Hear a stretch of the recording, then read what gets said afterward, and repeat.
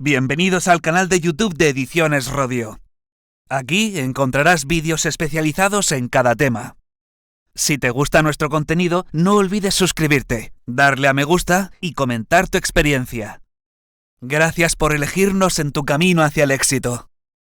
Recuerda que nuestros temarios también están disponibles en formato digital y papel.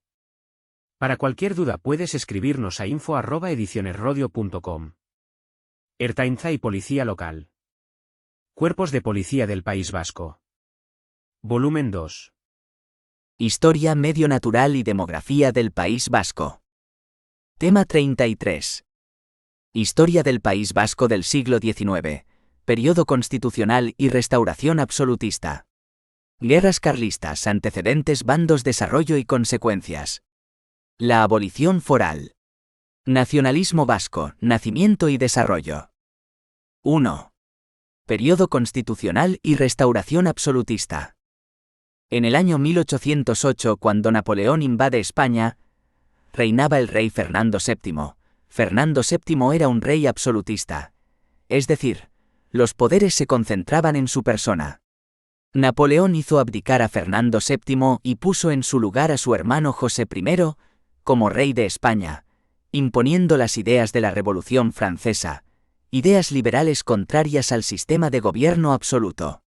La llegada de Napoleón conllevó a la aprobación de la primera Constitución decimonónica, en 1808, denominada Constitución de Bayona, ya que fue una carta otorgada por Napoleón, a través de su hermano, a los representantes del clero y la nobleza españoles en Bayona, Francia. Esta Constitución recogía los principios derivados de la Revolución Francesa, principio de igualdad tanto jurídica como fiscal, para todos los españoles y supresión de las aduanas interiores.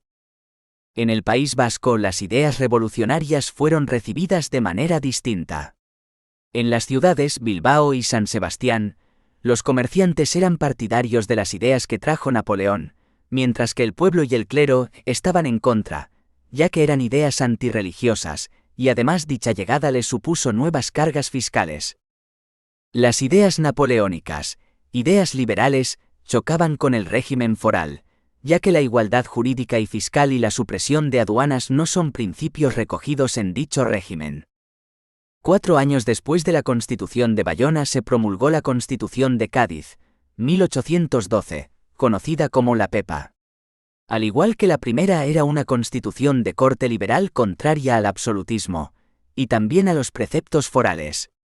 Para su elaboración se tuvieron en cuenta la Constitución francesa de 1791, aprobada tras la Revolución Francesa, 1789, y la estadounidense de 1789. Hemos señalado que la Constitución de Cádiz recogía un ideario liberal, en concreto recogía libertad económica de trabajo, comercial, libertad de expresión, sufragio universal para mayores de 25 años, restringido según las rentas, soberanía nacional en el pueblo, división de poderes y monarquía constitucional. Además, con esta Constitución se pone fin a la Inquisición, tribunal eclesiástico, que perseguía a toda persona o acto que atentase contra la religión católica. Su rechazo al régimen foral se manifestó con la supresión de las juntas generales y diputaciones forales, además de recoger la igualdad jurídica y fiscal tan contraria a lo vigente en ese momento. La Guerra de la Independencia finalizó con la derrota de Napoleón y la vuelta al trono de Fernando VII en 1814. Dicho retorno supuso la restauración del absolutismo monárquico. El reinado de Fernando VII duró desde su vuelta hasta 1833. Estos años los podemos dividir en 3 periodos. El primero fue un periodo absolutista que duró de 1814 a 1820, sexenio absolutista. El segundo periodo fue liberal de 1820-1823, trienio liberal, y el último de 1823 a 1833, fue una década absolutista. La Constitución de Cádiz fue abolida en 1814, cuando regresa Fernando VII, pero se tuvo que volver a restablecer en 1820, se deroga de nuevo en 1823 y se establece por última vez en 1836 hasta 1837, año en el que se promulga una nueva Constitución, la tercera constitución decimonónica. La relación entre el absolutismo y el País Vasco comienza en este periodo, cuando Fernando VII busca apoyos contra el liberalismo, y se convierte en defensor de los fueros, perjudicados por las ideas liberales. 2. Guerras carlistas, antecedentes, bandos y desarrollos. Al morir Fernando VII había dos posibles sucesores, su hija Isabel II y su hermano, Carlos María Isidro. La ley sálica vigente en ese momento impedía que reinasen las mujeres, por lo tanto el único sucesor posible era el hermano de Fernando VII. Así que antes de fallecer, el rey abolió dicha ley para que pudiese reinar su hija. Esta abolición trajo la Primera Guerra Carlista, 1833-1839, en la que había dos bandos, uno el que defendía el reinado de Isabel II, isabelinos, y el otro formado por aquellos que consideraban a Carlos María Isidro el heredero legítimo, carlistas. Sobre todo fue un enfrentamiento entre absolutistas los carlistas y liberales los isabelinos, y que el conflicto de la sucesión fue solamente el desencadenante de dicho enfrentamiento. El carlismo tenía el apoyo de la nobleza rural, campesinos y el clero. Defendían el régimen señorial de la propiedad de la tierra, el sistema foral y el absolutismo político. Además eran el bando que defendería a la Iglesia católica frente a las ideas liberales. En el País Vasco tuvo un gran apoyo, por la defensa de la religión católica y del régimen foral. Por ello la Iglesia vasca aportó a los carlistas un número importante de efectivos. Los carlistas incorporan a su lema por Dios, por la patria y el rey el término fueros. Además, en los años 1836 y 1837 se aprobaron las leyes de Mendizábal, con las cuales se efectuaron desamortizaciones, es decir, expropiaron terrenos a la Iglesia católica y suprimieron el diezmo eclesiástico, que era un impuesto que suponía la entrega a la Iglesia del 10% de los ingresos. El liberalismo, el otro bando, era apoyado por la burguesía y los obreros industriales, es decir, el apoyo se encontraba en las ciudades. Los liberales defendían la propiedad individual, no el sistema feudal señorial de la propiedad de la tierra. Eran partidarios de eliminar el régimen foral y creían en la igualdad fiscal y jurídica. Estas ideas conllevaron a tener muchos enemigos dentro del País Vasco, donde se enfrentaron a los jaunchos, pequeños y medianos mayorazgos, también a los campesinos, a los que les asustaba el cambio de titularidad de la tierra, y a todos los vascos que defendían el sistema foral. El mayorazgo era el derecho que tiene el primogénito de una familia de heredar todos los bienes. Así, al evitar su división se evitaba la pérdida del valor de los mismos. Este enfrentamiento también supuso una lucha de clases. Por un lado estaba la sociedad estamental defendida por los absolutistas, nobleza, clero y rey, y por otro lado estaba la burguesía que quería acceder al poder tanto económico como social. Primera Guerra Carlista, 1833-1839. 3 fases. 1. 1833-1835, los ejércitos carlistas, ejércitos del pretendiente, ocupaban casi todo el País Vasco, salvo las grandes ciudades, que era donde tenían el apoyo los liberales. En 1835 muere el general guipuzcoano carlista Tomás de Zumalacárregui, y dicha muerte conllevó a una mayor defensa del régimen foral. 2. 1835-1837, las tropas carlistas llegan a amenazar Madrid, seguían avanzando a la victoria.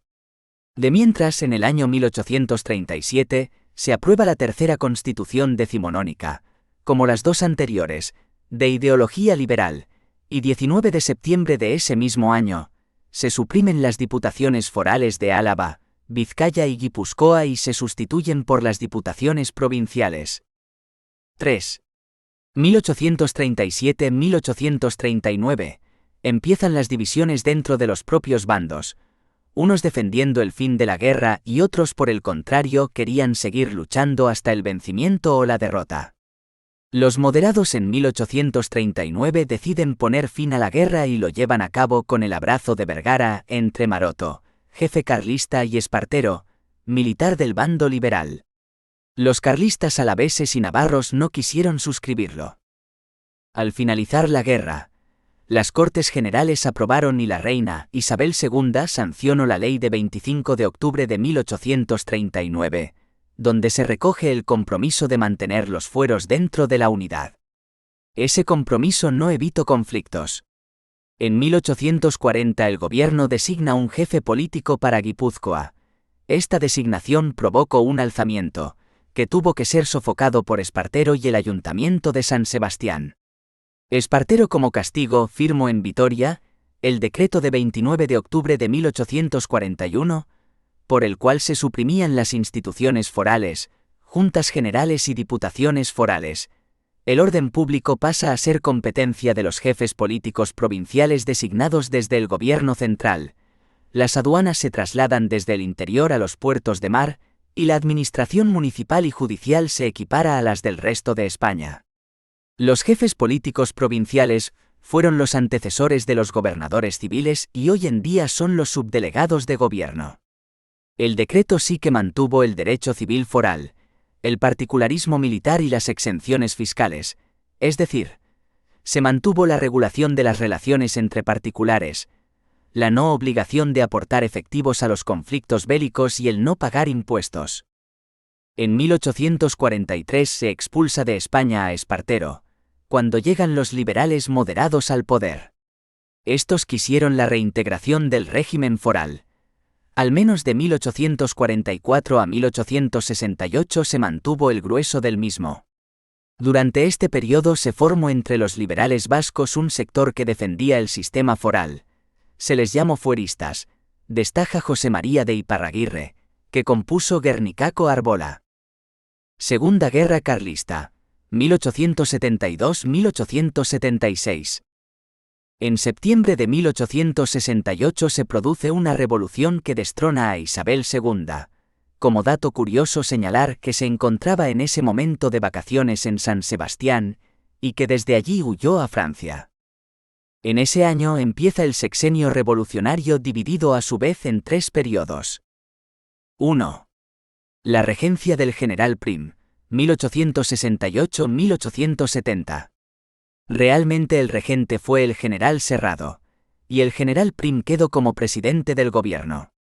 El regente reinó hasta la elección como rey de Amadeo I de Saboya. Durante esta regencia se aprobó una nueva constitución, la cuarta, la Constitución de 1869. 2. El reinado de Amadeo I de Saboya, 1871-1873. Tras la búsqueda de un rey, decidieron elegir como nuevo monarca de España al segundo hijo del rey de Italia. Su reinado terminó con su renuncia. 3. La República, 1873-1874. Era la primera vez en la historia de España en la que desaparece la monarquía, pero fue una experiencia breve que no se volvería a repetir hasta 1931, cuando se proclamó la II República. En esta época se respetaron los fueros, pero sí se impulsaron unas políticas antirreligiosas que no fueron bien recibidas por parte de la población vasca, y este hecho traería sus consecuencias. Por ejemplo, en 1869, cuando las Juntas Generales de Guipúzcoa, liberales en ese momento, intentan reducir la subvención al clero, se produce una fuerte agitación. En la Constitución de 1869, además se reconoce la libertad de cultos, lo que supuso un fuerte rechazo en el País Vasco. Todo ello conllevó que cuando el nuevo pretendiente, Carlos VII, inicia la Segunda Guerra Carlista, obtiene un gran apoyo en el País Vasco, ya que éste prometía protección a la Iglesia Católica y al régimen foral. Como en la Primera Guerra Carlista, el mayor apoyo lo encontró en el campo, pero no en las ciudades y zonas industriales, donde se defendían las ideas liberales, Bilbao, San Sebastián, Eibar y la Ribera Navarra. Durante la Primera República, en el País Vasco, las tropas carlistas se tuvieron que enfrentar al general Serrano, que dirigía el ejército republicano. A los carlistas se les sigue resistiendo las ciudades. La villa de Bilbao estuvo asediada hasta el 2 de mayo de 1874, día en el que el general Concha la liberó. A partir de ese momento la balanza de la guerra se inclinó hacia el bando liberal. Se restauró la monarquía con Alfonso XII, hijo de Isabel II, y Estella, capital de los carlistas, en 1876 cae en manos de los liberales. Este mismo año finaliza la Segunda Guerra Carlista con un mismo ganador, el bando liberal. Además, en 1876 se aprueba la última constitución del siglo, la Constitución de 1876. La siguiente sería la de la Segunda República en el año 1931. 3. La abolición foral. Tras el conflicto se aprueba la Ley 21 de julio de 1876, de modificación de los fueros. Durante la aprobación de dicha ley, los diputados vascos protestaron ya que consideraban que dicha norma castigaba por igual a todos los vascos, y no solo a los carlistas. Esta ley establecía la igualdad jurídica y fiscal.